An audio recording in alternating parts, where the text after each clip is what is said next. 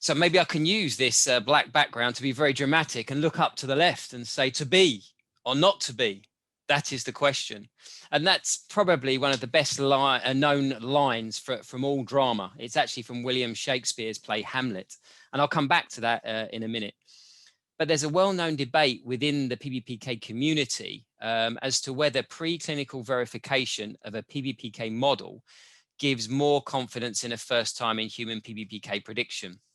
So by that, I mean that if you can accurately predict the pharmacokinetics using PBPK in the rat, you translate to the dog using the PBPK model, accurately predict for the dog, then you're going to have more confidence in those first time in human predictions compared to if you didn't do that preclinical verification.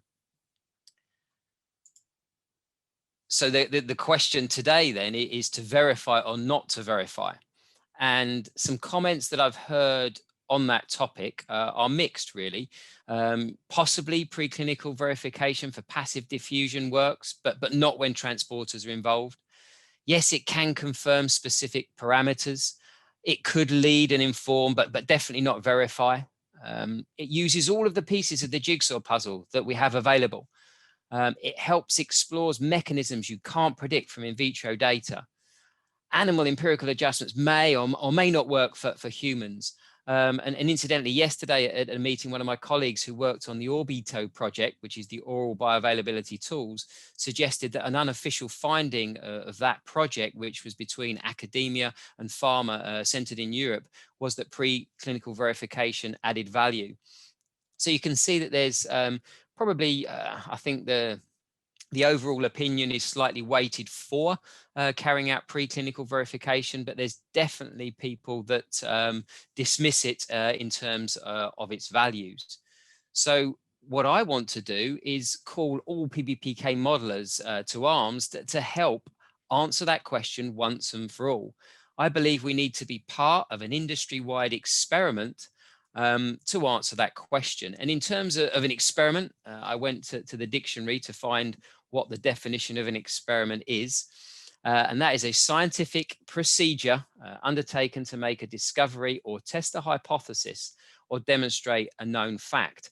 So if I focus on the hypothesis part, just to repeat, the hypothesis that I think we need to test here is that PBPK modeling with that verification of predictive performance first performed in preclinical species is superior to empirical methods for predicting pharmacokinetics. When you're using empirical methods, often you're unaware of the risks because you've not challenged yourself by trying to model the preclinical species.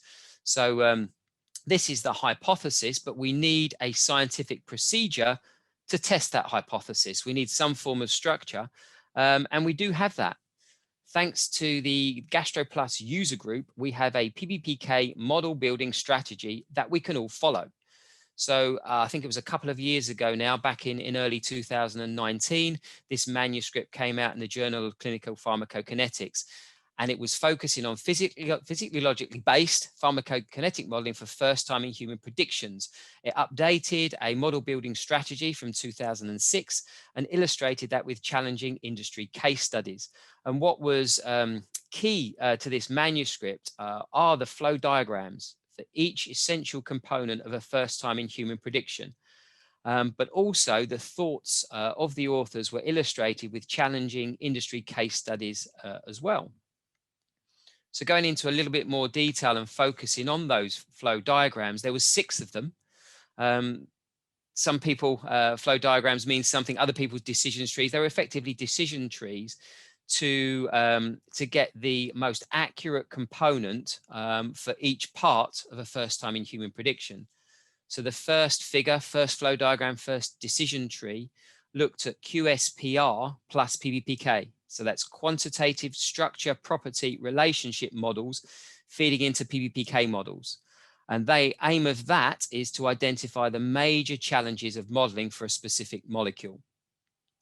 The next flow diagram focused on metabolism and elimination, and it looked at getting a quantitative understanding of the main mechanisms of drug clearance.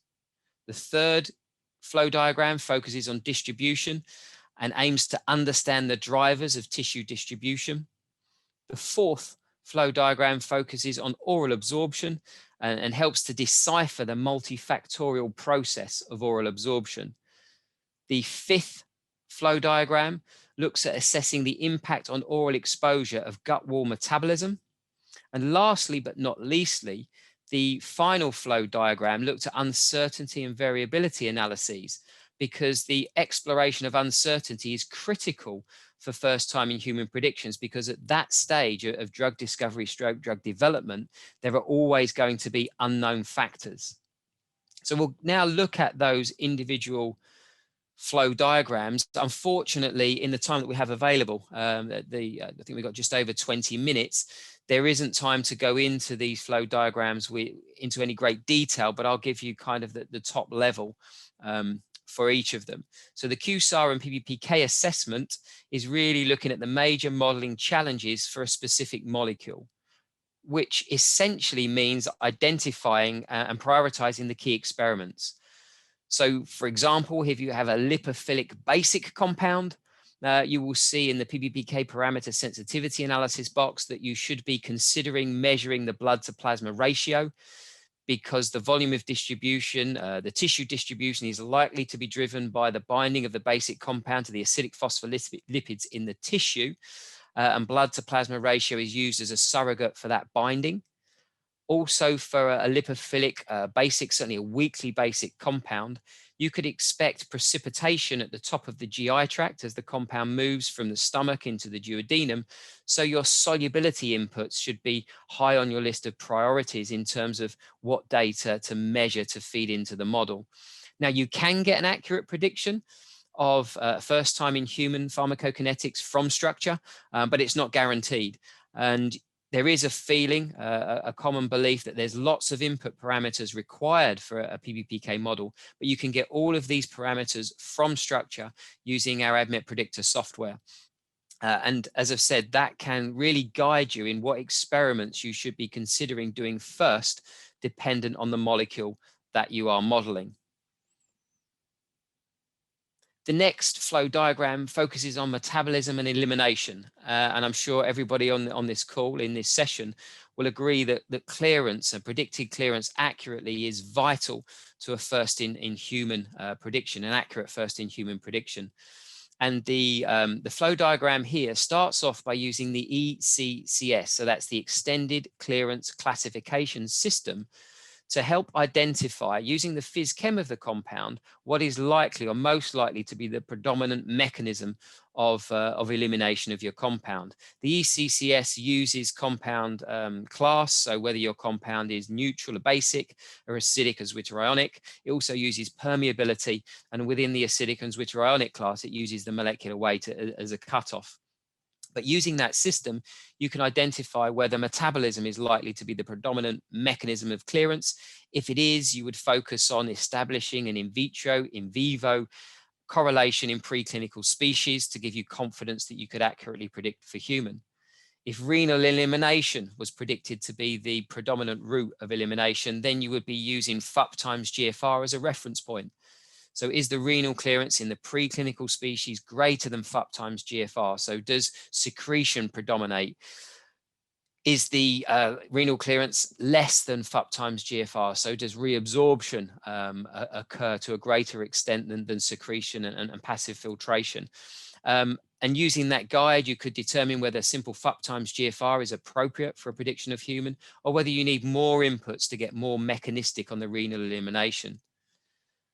Finally, if the compound is predicted to be cleared by biliary elimination, then you know that's going to be more challenging right at the outset. Some people use the monkey as a guide to predicting biliary elimination in humans.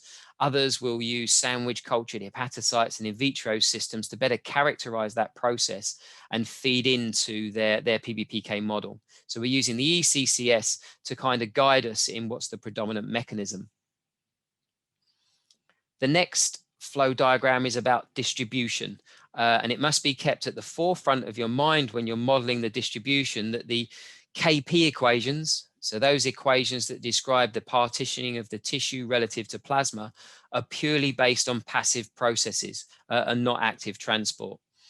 The other recommendation from this manuscript is that for preclinical species, that you should generate IV data to get a cleaner assessment of your predictions of distribution.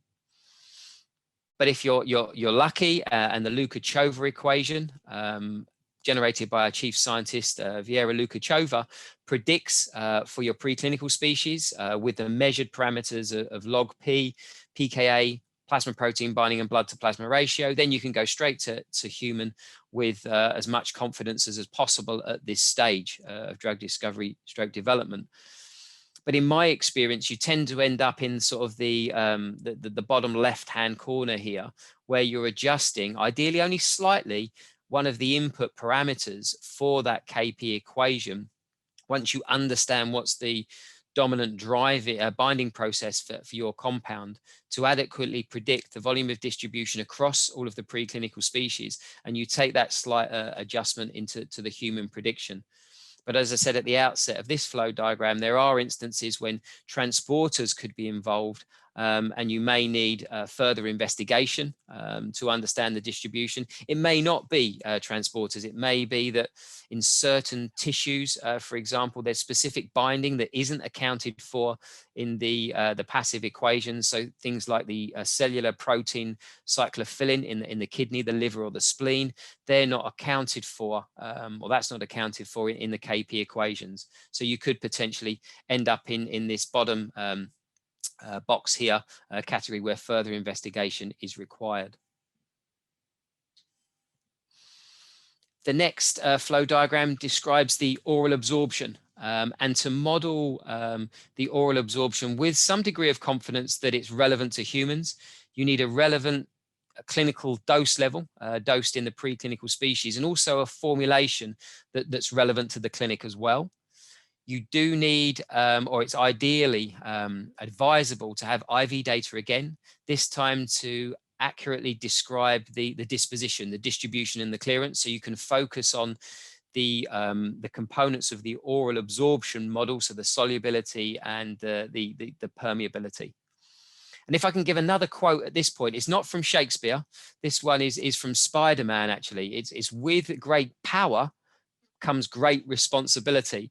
And I feel that when you're at the oral absorption stage of modeling, that there are more parameters open to a modeler that you can adjust, but you should only do it if it's plausible. So for example, you shouldn't be modifying some of the physiology parameters unless you've got a justifiable reason just to fit the data. Because as soon as you start overfitting, you lose the translational aspect of your model. So certainly it seems to me at the oral absorption stage, many parameters, as we said, it's multifactorial, this process, and it does leave it open to fitting. So you shouldn't do that. You should obey by the rules that is it plausible and justifiable, the model that you're building. We then move on to gut wall metabolism. And for this part of the jigsaw puzzle, we would leverage the readily available hepatic metabolic clearance data and combine that with some assumptions that tend to overestimate the gut wall metabolism. And in doing that, if you're setting yourself up to overestimate and the prediction says that you're not going to see any gut wall metabolism, you can then progress with your human predictions with some degree of confidence.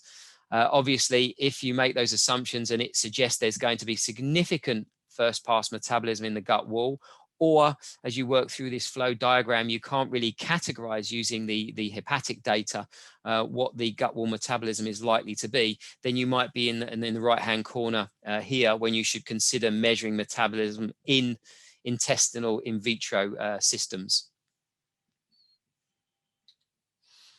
And then I move on to the final flow diagram in this manuscript, which focus on the uncertainty and the variability analysis. And if you do not do this step, you are not utilizing the full power of PBPK modeling. It's probably quite daunting here when you've got this big checklist and you think, well, I'm going to spend more time doing my uncertainty and variability analysis than I am in building the models. But this checklist is really covering everything that may be critical, maybe sort of a sensitive parameter for your particular compound, and it's a guide, so you can actually tick off those values which aren't sensitive and focus on those ones that are. And really at this stage, prior to first time in human predictions, I know you've probably got the project team breathing down your neck and asking for whether the human clearance is really going to be 5.9 mils per minute per kilogram. But at this stage, you really cannot give a definitive number on any component of the PBPK model. You're really classifying whether the compound's going to be low, moderate, or high clearance, or have a small, moderate, or large volume of distribution. So it's worth managing those expectations and doing that with the uncertainty and variability analysis, so that you are not really putting all of your weight on a single point prediction, which is very unlikely to be accurate. As I mentioned at the start of this session, the manuscript does include case studies that highlight certain aspects of key compounds. It's an open access manuscript, and I don't know if I mentioned earlier, but I think there's been 10,000 downloads as of last Sunday and 22 citations. So it's been well received within the scientific community.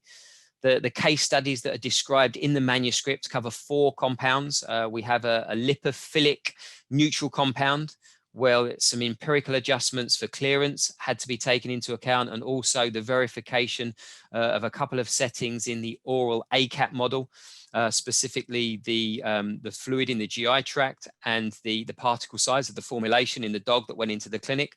But accurate predictions were made in the first time in human study. The second case study focused on distribution, predictions for a lipophilic basic compound, and really highlighted the power of measuring the blood to plasma ratio for that type of compound. The third case study focused on a lipophilic weakly acidic compound, which by the nature of the compound meant it was very challenging to determine a number of inputs into the model. So what happened in that scenario was they took forward 2 scenarios into their predictions for the first time in human, linked together by plasma protein binding. So there was one scenario which suggested the compound was going to have low clearance and a low volume of distribution because of a low fraction unbound in plasma, so high plasma protein binding, meaning the compound wasn't cleared and didn't distribute to the tissues particularly well. The other scenario was the converse of that, where with a higher fraction unbound in plasma, it led to a higher clearance and a larger volume of distribution. And that uncertainty range, which was quite large for this particular compound, was then used to make the first time in human predictions. And it actually very, very nicely encompassed the range of the clinical data that was observed in that first time in human study. And the final case study focused on a high molecular weight compound, where a permeability limited tissue model needed to be adopted for the accurate predictions in the preclinical species. If the compound was just looking to predict the plasma concentration profile, then a passive diffusion model would have been fine.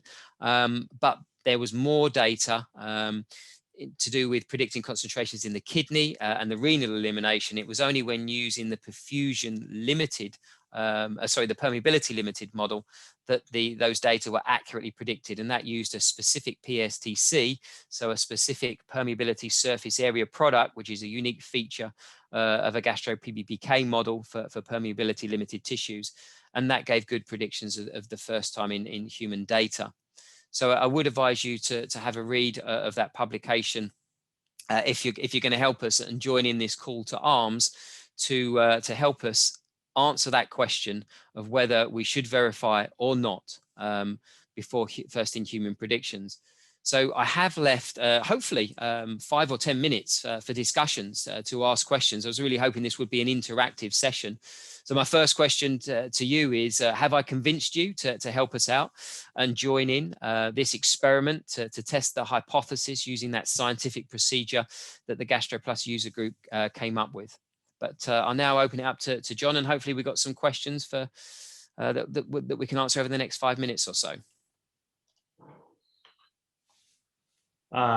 Neil, thank you very much for the mind-bending discussion. As a reminder to everybody who is listening in, you absolutely have the opportunity to ask questions, type them in using the questions panel in the Excel Events platform. And I'm taking a look at that. One question to start, Neil. Okay. You talked some about the strategies for building up PBPK models in the preclinical environment and using that for assisting with first in human dose predictions, exposure predictions. How often are DMPK and clinical teams collaborating on the handoff of modeling activities? What's your experience been like today, and how would you like to see things changing or optimized in the future? So I guess it's going to be company specific, that answer. But then I don't think that any large pharma is probably that different to any other one. So I will use my experience and kind of generalize in thinking that this is the same across all large pharma.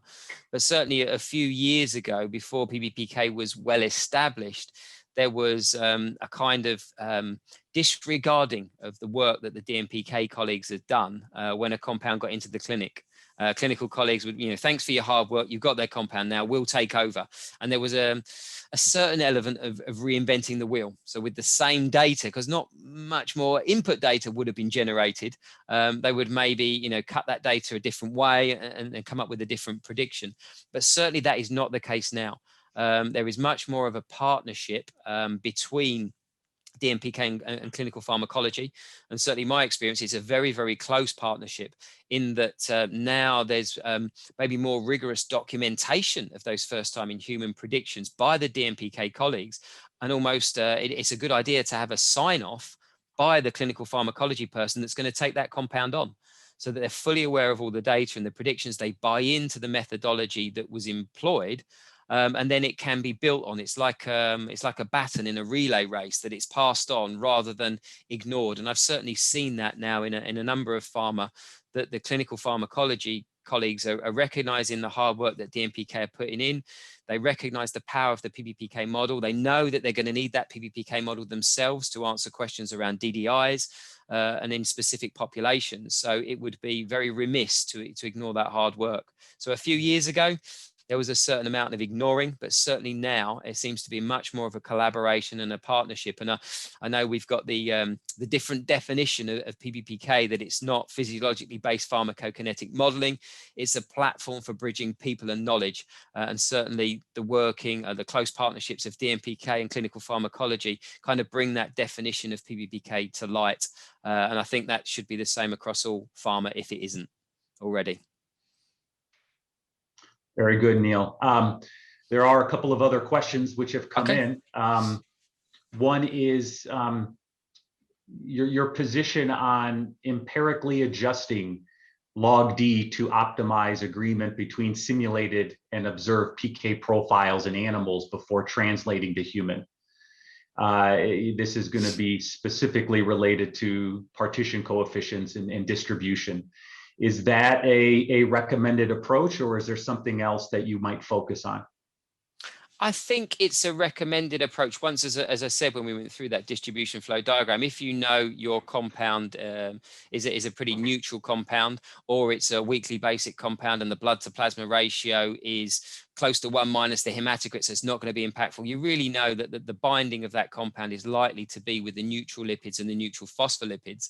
And your log P is a measure of the partition between octanol and water. It's not the measure of the partition in between the neutral lipids and phospholipids in the body and plasma. So you're really, and I know there's a kind of a reluctance to adjust that log P, but you're really adjusting an in vitro measurement to try to understand the in vivo binding driven by that lipophilicity. So, I tend to think you're kind of defining an in vivo lipophilicity distribution constant rather than that octanol water log P. But the key thing is you don't want to adjust it too much, because the log P gives you an idea. And obviously the KP equations were derived using the log P. So you only really want to make a slight adjustment, which I did mention earlier. And what you don't want is 1 log P for the rat, 1 log P for the dog, 1 log P for the cyno, and 1 log P for the mouse. And then you've got 4 that you're going to take into humans in combination with more than likely variability in the clearance. You'll end up with this wide, unusable range for your first time in human predictions. So I would say slight adjustments are justified if that's the predominant binding mechanism, and also settling on 1 log P, which adequately describes all of your preclinical data, has got to be the goal. If you do end up in the position where you kind of have a range, and that range is within the same lipophilicity category, so I would say 0 to 3, 3 to 5 in terms of the range. If you're in that moderate or high log lipophilicity, again, that kind of gives you justification. So it's not clear cut, it's a bit gray. I know people are uncomfortable with it, but I think it's better than just doing a simple scalar approach. I mean, if you look at the composition or the contribution to a KP, is different for each tissue because you've got different coefficients. So to have a simple linear scalar, to me, is going against physiology. So understand the mechanism, know what parameter is important for that mechanism, and make a slight adjustment and verify it would be my advice. Yeah, thank you very much, Neil. If there are a couple of more questions, but if I may ask you to be brief, I'll invite a response to one more, and that is your experience in using PBPK and alternative approaches, for example, the Wajima method. Have you come across significant differences between the two when predicting first in human? And any brief comments that you have on preferred approaches, if you have explored something other than PBPK. So I've not done an extensive assessment of the Wajima method and seen whether you've got that super supposition of the profiles. I would just say that with those empirical approaches, you're putting all your eggs in one basket. You're not looking at all the data you have available for you. So by all means, if you've got some confidence in it, and I know some companies do, some people prefer it if they don't have access to PBPK because it'll give them a prediction of the CP time profile. So by all means, do it. But I would weight the PBPK more because you're taking the physiology and you're using all of the data that you have rather than just pinning your hopes on one clearance and one volume distribution prediction. So you're focusing on profiles rather than parameters and all the pieces of the jigsaw puzzle. Neil, it's always a pleasure. Thank you very much for your contributions to the track today.